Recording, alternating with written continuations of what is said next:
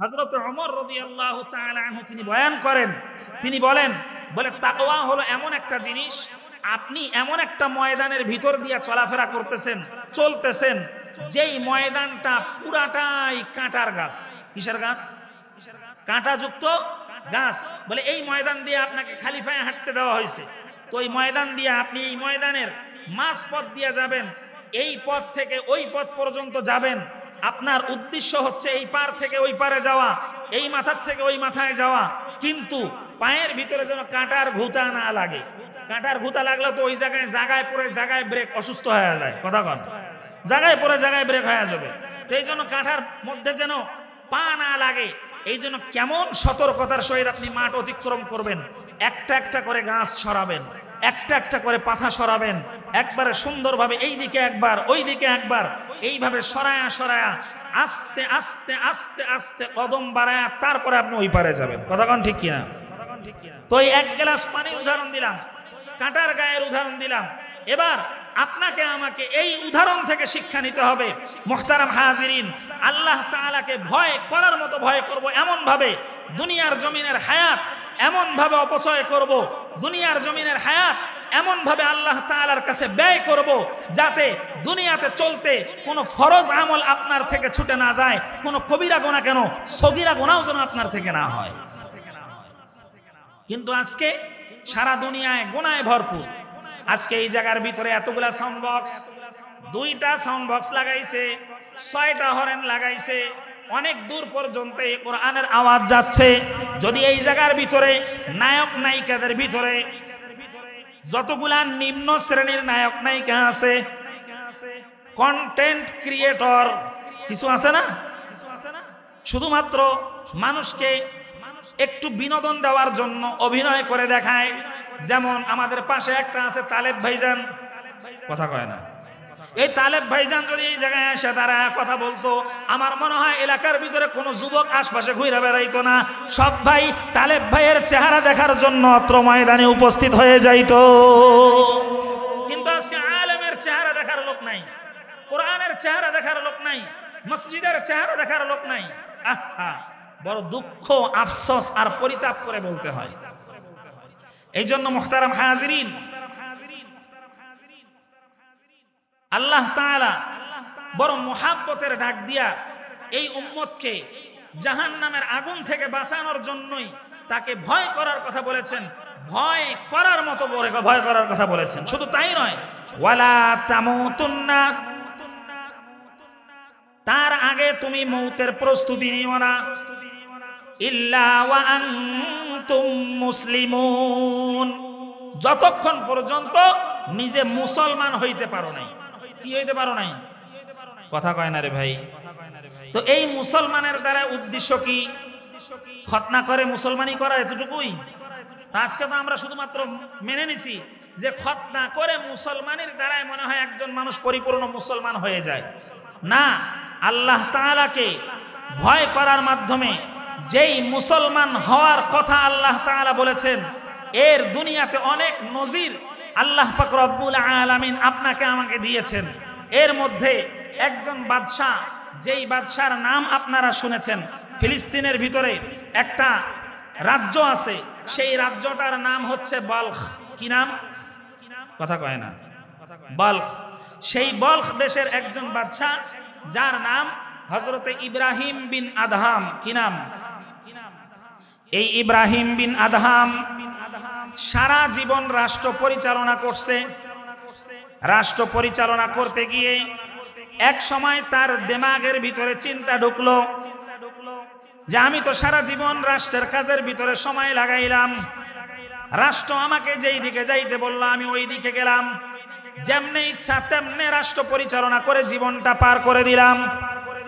আমার রাজ্যের ভিতরে যতগুলা উজির নাজির আছে, যতগুলা আমার সদস্য আছে, সবাই আমার কত সুন্দর আনুগত্য করে, কিন্তু আমাকেও তো এক আল্লাহ পাক রব্বুল আলামিন বানাইছেন, তেনার আনুগত্যতায় আমাকেও তো থাকতে হবে। কিন্তু আজকে আমি সারা দুনিয়াকে আমার অনুগত বানায় নিলাম, আমি নিজে তো সেই রবের অনুগত হতে পারলাম না। এই চিন্তা তার মাথার ভিতরে ঢুকছে। এখন বাদশাহীর চেয়ার তার কাছে আর ভালো লাগে না, চেয়ারের ভিতরে বসে সেই জায়গার ভিতরে আল্লাহ তাআলার চিন্তা, কেমনে আল্লাহ তাআলাকে রাজি খুশি করাবে, কেমনে আল্লাহ তাআলার মোহাব্বত নিজের সিনার ভিতরে অর্জন করবে, কেমনে আল্লাহ পাক রব্বুল আলামিনের ভালোবাসা নিজের দিলের ভিতরে অর্জন করবে। এই চিন্তা চেতনায় সব সময় বিভোর খাইতে যায়। সেই জায়গার ভিতরে আল্লাহ তাআলার কথা মনে উঠে, ইস্তেনজায় যায়, সেই জায়গার ভিতরে আল্লাহ তাআলার কথা মনে উঠে। যখন রাত্রেবেলা ঘুমাইতে যায় তখন আল্লাহ পাক রব্বুল আলামিনের কথা মনে উঠে। তো রাত্রেবেলা একদিন নিজের রাজপ্রাসাদে সুন্দরভাবে টাইম মতো শুয়া শুয়া চিন্তা করতেছেন আল্লাহ তাআলাকে কেমনে পাবো। হঠাৎ করে দেখে তার ঘরের ছাদের উপরে বিকট শব্দের এক ধরনের আওয়াজ পাওয়া যায়। ইব্রাহিম বিন আদহাম রহমাতুল্লাহি আলাইহি ঘর থেকে আওয়াজ দেন, আমার ঘরের ছাদের উপরে কে? দেখার জন্য সঙ্গে সঙ্গে একজন মন্ত্রীকে পাঠায়া দিছেন, দেখো তো আমার ঘরের উপরে কে ঘোরাঘুরি করে ছাদের উপরে। গিয়া ধইরা নিয়ে আসছে একজনকে, বলে যে স্যার, ইনি আপনার ছাদের ভিতরে ঘোরাঘুরি করতেছে। ইব্রাহিম বিন আদহাম জিজ্ঞাসা করছেন, এ তুমি এত রাত্রে আমার ছাদের উপরে কেন, কি চাও? তো এই লোকটা বলতেছে, আমার একটা ঘোড়া হারায় গেছে, এই ঘোড়াটাকে খোঁজার জন্য আমি আপনার ছাদের উপরে আসছি। ইব্রাহিম বিন আদহাম রহমাতুল্লাহি আলাইহি বলে, ঘোড়া কোথায় হারাইছে? বলে অমুক জায়গায় যাইতেছিলাম, রাস্তার ভিতর থেকে আমার ঘোড়া হারায় গেছে। বলে অমুক জায়গায় গিয়া না খুঁজবা? আরে গাধা, তুমি আইসা আমার রাজপ্রাসাদে আমার ছাদের উপরে ঘোড়া কোথায় পাও? এই জায়গার ভিতরে তো ঘোড়া পাওয়া যাবে না। নির্বোধ, তুমি কি বুঝো না তোমার ঘোড়া যেই জায়গার ভিতরে হারায় গেছে সেই জায়গায় অথবা কিংবা তার আশপাশের এলাকায় তোমাকে খুঁজতে হবে, মানুষের বাড়ি বাড়ি তালাশ করতে হবে। তুমি আমার ছাদের উপরে আইসা তালাশ করতেছো কেন? এবার ওই ব্যক্তি জবাব দেয় যে বাদশা মহোদয়, নির্বোধ। ইব্রাহিম বিন আদহাম রাহমাতুল্লাহি আলাইহির অন্তর চক্ষু খুলে গেছে। হায় রে হায়, কথা তো ঠিক। রাজপ্রাসাদে শুইয়া রাজ্যের মজা পাওয়া যাবে, রাষ্ট্রের মজা পাওয়া যাবে, বাদশাহীর মজা পাওয়া যাবে, দুনিয়ার মজা পাওয়া যাবে, কিন্তু আল্লাহ পাক রব্বুল আলামিনের মহব্বতের স্বাদ পাওয়া যাবে না, আল্লাহ তাআলার ইবাদতের স্বাদ পাওয়া যাবে না। ইব্রাহিম বিন আদহাম রাহমাতুল্লাহি আলাইহি আল্লাহর সন্ধানে ঘর থেকে বের হয়ে গেছেন জঙ্গলের দিকে। যাওয়ার পরে সেখানে গিয়ে দেখেন আরেকজন ভাই সেই জায়গার ভিতরে ইবাদতে আল্লাহ তাআলার জিকিরে মগ্ন আছে। ইব্রাহিম বিন আদহাম রাহমাতুল্লাহি আলাইহি তার কাছে গিয়া তারে সালাম দিছেন, তার নাম পরিচয় জানছেন, ঠিকানা জানছেন।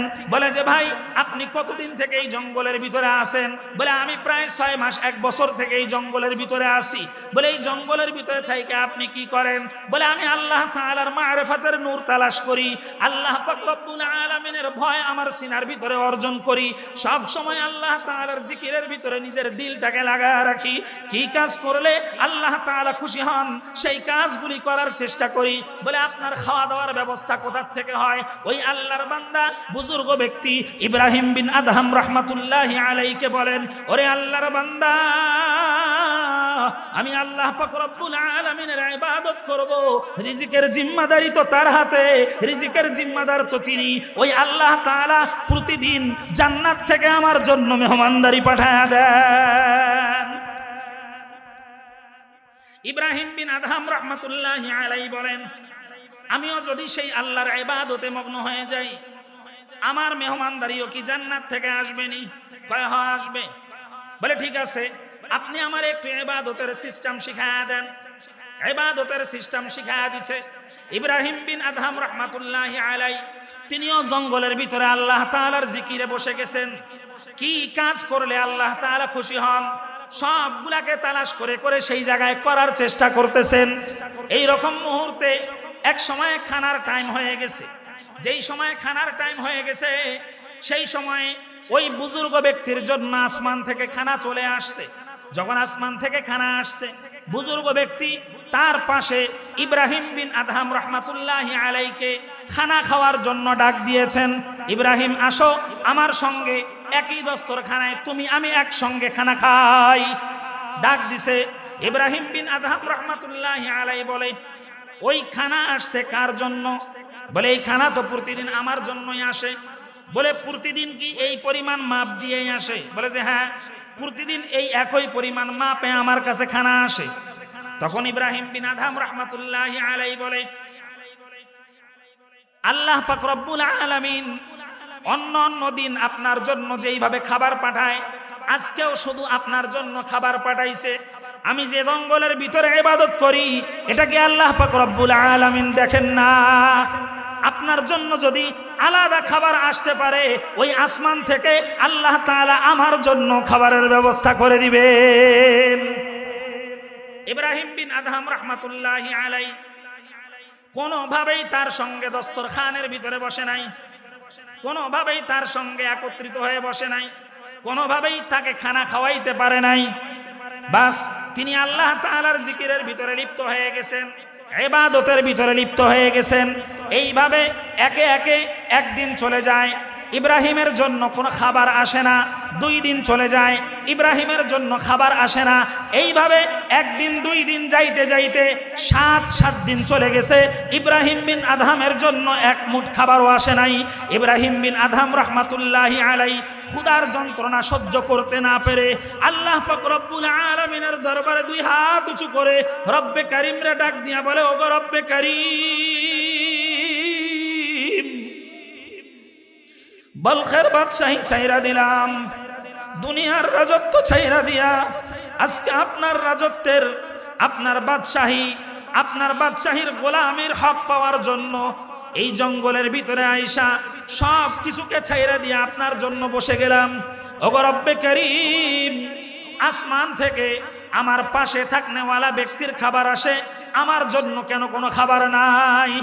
জানি না জীবনে কি পরিমাণ অন্যায় করেছি, কি পরিমাণ অপরাধ করেছি, কি পরিমাণ গুনাহের কাজ করেছি, যেই গুনাহের কাজের কারণে আমার উপরে আপনি এতটাই রাগ করেছেন, আমার জন্য আসমানি খানা আপনি বন্ধ করে দিয়েছেন। ওগো রব্বে কারীম, বাদশাহী ছাইরা দিয়া চিরদিনের জন্য জঙ্গলে চলে আসলাম। আপনার কাছে ওয়াদা করতেছি, জীবনে যতদিন বেঁচে থাকবো কবিরা গুনাহ কেন, কোন সগীরা গুনার ধারের কাছেও যাব না। রব্বে কারীম, আপনি মাফ করে দিয়ে জান্নাতি খানার ব্যবস্থা করে দেন। ইব্রাহিমের দোয়া আসমানের মালিক কবুল কইরা নিয়া আসমান থেকে জান্নাতি পাকানো খানা ইব্রাহিম বিন আদহামের জন্য আল্লাহ তাআলা পাঠায়া দিছেন। সুবহানাল্লাহ। ইব্রাহিম বিন আদহামের জন্য খানা চলে আসছে, খানা খাইছেন। খানা খাওয়ার পরে আল্লাহ তাআলার ইবাদতের ভিতরে আবার বসে গেছেন। এদিক দিয়া রাজ্যের ভিতরে রাজা নাই, রাজ্যের প্রজাগণ সবাই টেনশনে, মন্ত্রী পরিষদ সবাই টেনশনে, সবাই চিন্তিত, আমাদের বাদশা গেল কোথায়? বাদশারে খুঁজে নিয়ে আসতে হবে। বাদশারে কেউ কিডন্যাপ করলো কিনা, সবাই পেরেশানির ভিতরে পড়ে গেল। তালাশ করতে করতে, চতুর্দিকে তালাশ করতে করতে এক পর্যায়ে বাদশার সন্ধান পাইল।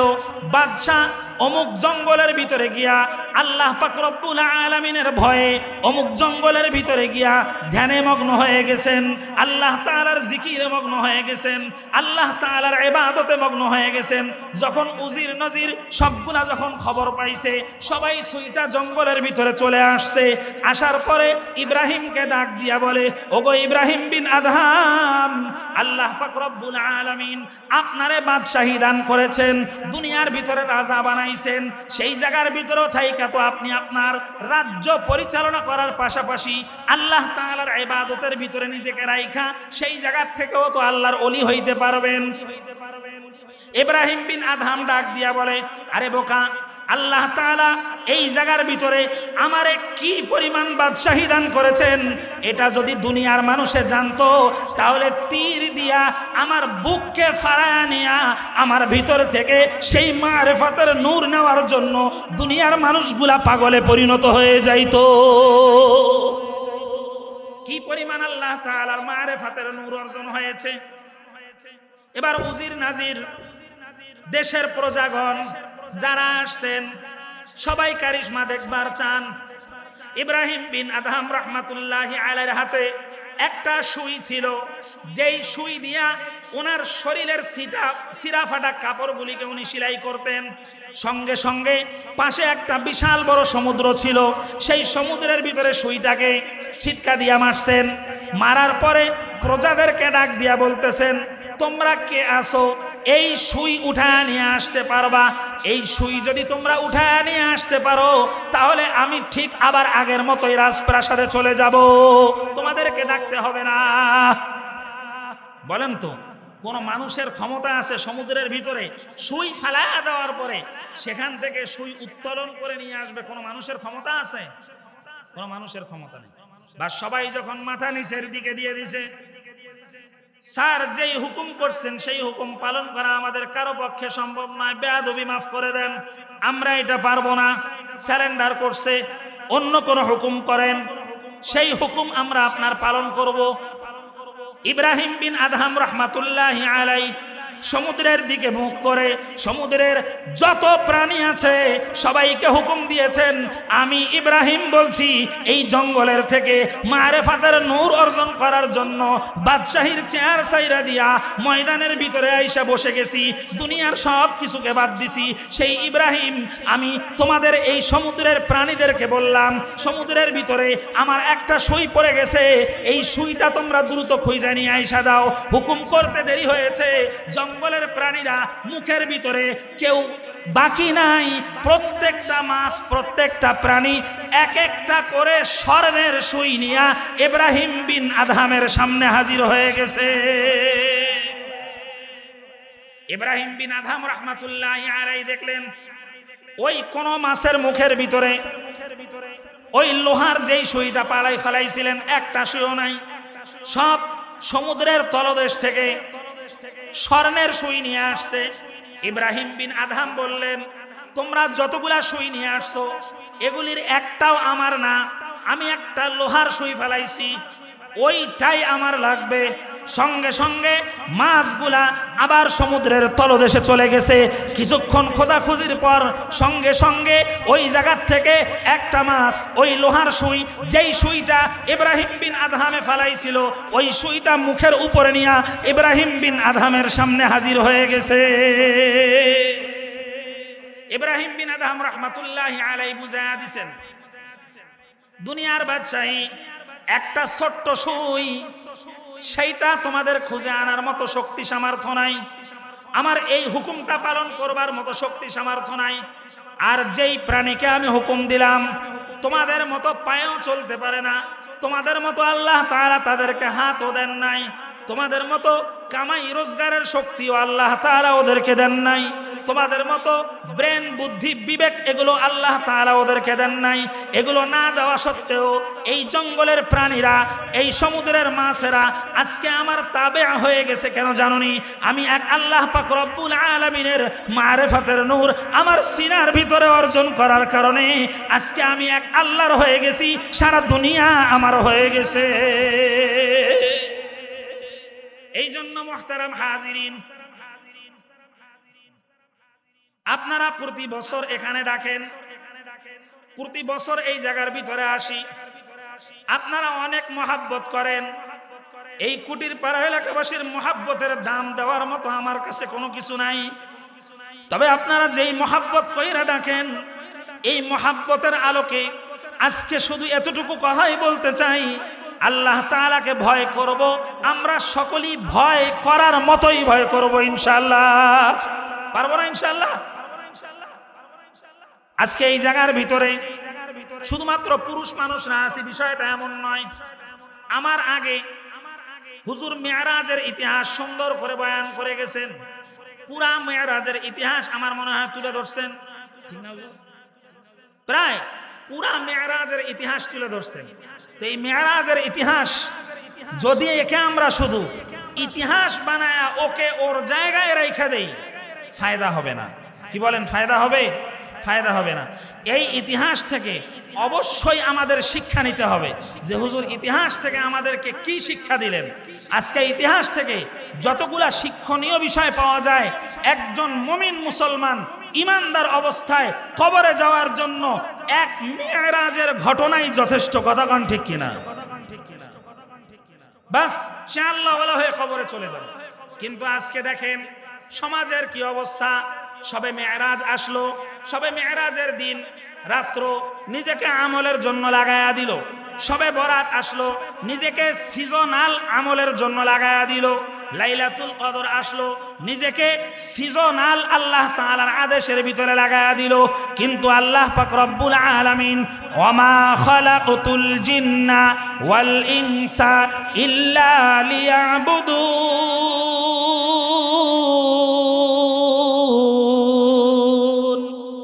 জিন্নাত এবং মানুষকে যেই ইবাদতের জন্য সৃষ্টি করেছেন সেই ইবাদতের 10 ভাগের 1 ভাগ আপনার আমার পুরা জিন্দেগি তালাশ করলে পাওয়া যায় না।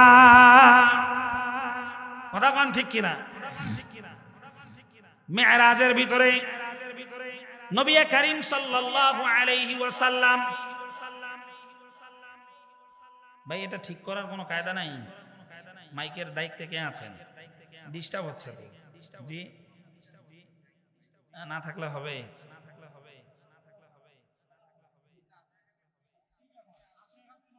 আচ্ছা একটু আমরা সকলে জিকির করি, সুবহানাল্লাহ আলহামদুলিল্লাহ লা ইলাহা ইল্লাল্লাহ, সুবহানাল্লাহ আলহামদুলিল্লাহ লা ইলাহা ইল্লাল্লাহ।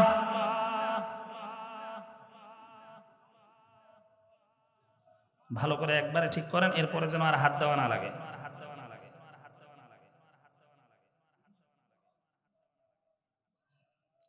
একটু আওয়াজ দেন না, আল্লাহ তাআলার নামের জিকির করবেন, একটু আওয়াজ দেন, জোরে জোরে জিকির করেন, লা ইলাহা ইল্লাল্লাহ, জোরে লা ইলাহা ইল্লাল্লাহ, লা ইলাহা ইল্লাল্লাহ, লা ইলাহা।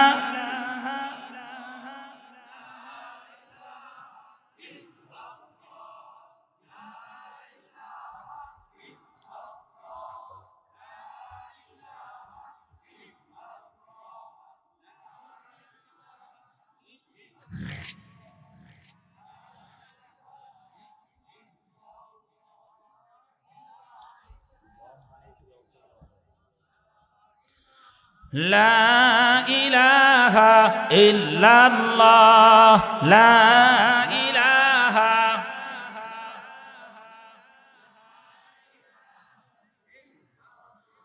লা ইলাহা ইল্লাল্লাহু মুহাম্মাদুর রাসূলুল্লাহ সাল্লাল্লাহু আলাইহি ওয়াসাল্লাম। অসুবিধা হচ্ছে আপনাদের? জাগ্রত আছেন সবাই? দেখি আল্লাহর নামের একটা তাকবীর দেন তো দেখি, নারায়ে তাকবীর। এতটুকু আওয়াজ হইলে কাম হইবে? হুজুর কি কয়, আওয়াজ কম হইছে? আমি প্রায় সময় আপনাদেরকে এই উদাহরণ তো আপনাদের মুখস্থ, প্রায় সময় আপনাদেরকে ফুটবল খেলার একটা উদাহরণ দিতাম না? হ্যাঁ, ফুটবল খেলায় যে পরিমাণ আয়োজন হয়, আর ওই জায়গার ভিতরে দেখবেন 8-10 জন যুবক যদি একটা দোকানের পারে দাঁড়ায় থাকে, আর সেই সময় যদি তার পছন্দনীয় দল একটা গোল দেয়, তাইলে এই গোলের আওয়াজ যেইভাবে হয় তার 3 ভাগের 1 ভাগ আওয়াজও হয় না এই জায়গার ভিতরে। কথা কয় না, কথা কয় না। তা আল্লাহ পাক রব্বুল আলামিনের নাম উচ্চারণ করার ব্যাপারে এত অলসতা কেন? ইমানের ব্যাটারি এতটা লো কেন? খালেদ বিন ওয়ালিদ রাদিয়াল্লাহু তাআলা আনহু এমন নারায়ে তাকবীরের স্লোগান দিয়েছেন, এক নারায়ে তাকবীরের স্লোগানের মধ্যে পুরা যুদ্ধের ময়দানে বিজয় করে তারপরে ঘরে ফিরে আসতেন। বুঝেন নাই কথা? তে নারায়ে তাকবীরের স্লোগান দিবেন যাতে করে আশপাশে যে কয়জন ঘুমাচ্ছে একজনের চোখের ভিতরে যেন ঘুম না থাকে, যে ঘুমাচ্ছে আর কানের কাছে দাঁড়ায় বলবেন আল্লাহু আকবার। পারবেন না ইনশাআল্লাহ? পারবেন? নারায়ে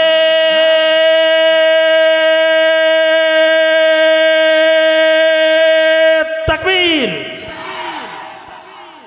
মাশাআল্লাহ। রাস্তা থেকে আমার চাচা বলছে আল্লাহু আকবার।